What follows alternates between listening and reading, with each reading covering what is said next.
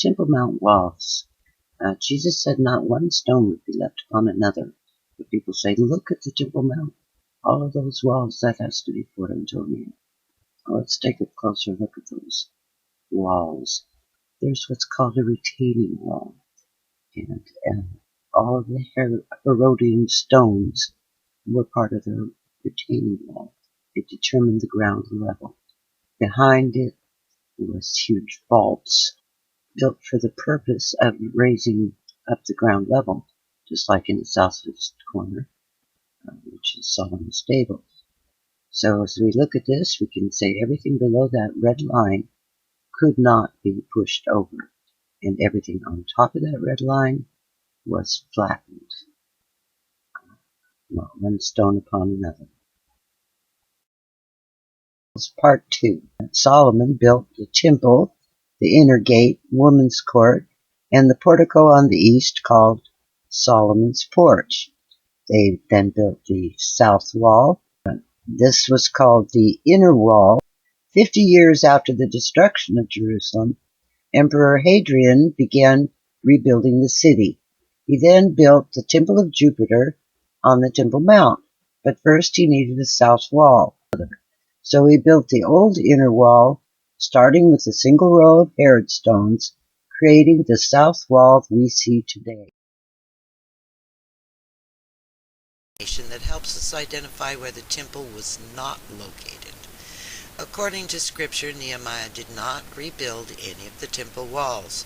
He only rebuilt the city walls, which means that the east wall of the mount that we see today was part of the city wall that Nehemiah rebuilt, and not the east wall of Solomon's temple. The east gate on that city wall was not the east gate of the temple complex. Nehemiah called this gate the commander's or inspector's gate. There is no way this is the east gate of Solomon's temple, nor that of Herod's. The true east gate, Solomon's east gate, was in the center of the east wall and entered directly into the woman's court.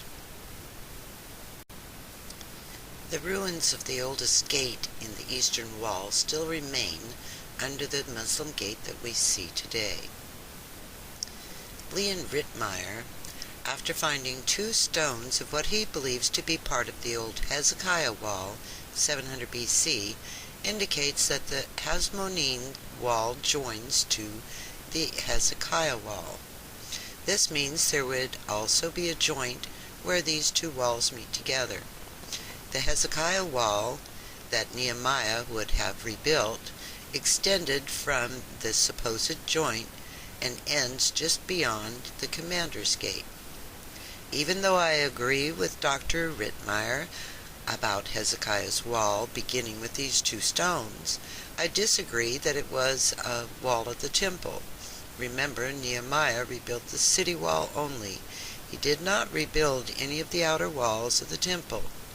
Leon Rittmeyer claims this old Hezekiah city wall was the east wall of the temple compound, and so places the location of the temple where the Dome of the Rock is now.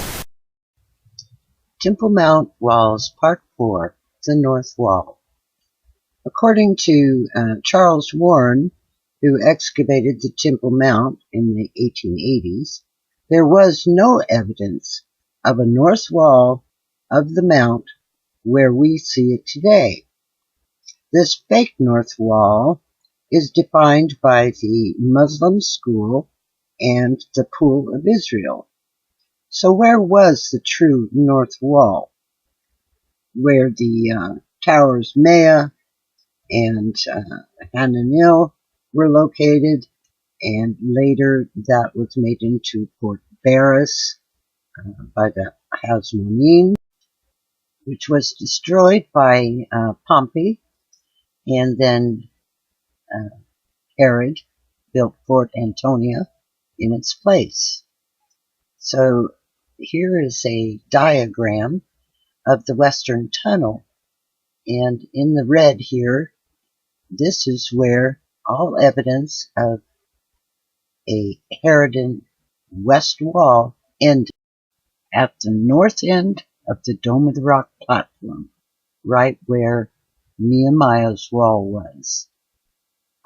Herod built a new wall, and then when Titus came, he destroyed that wall and Fort Antonia. Then he had all of Fort Antonia taken down, not one stone left upon another, so that he could get his army and all of his equipment up on the Temple Mount, where he could then destroy the temple. So this fulfills Jesus' prophecy in Matthew 24 that the Temple Mount would be laid even with the ground. And all that remained of the Temple Mount walls was, of course, the retaining wall, which couldn't be pushed over.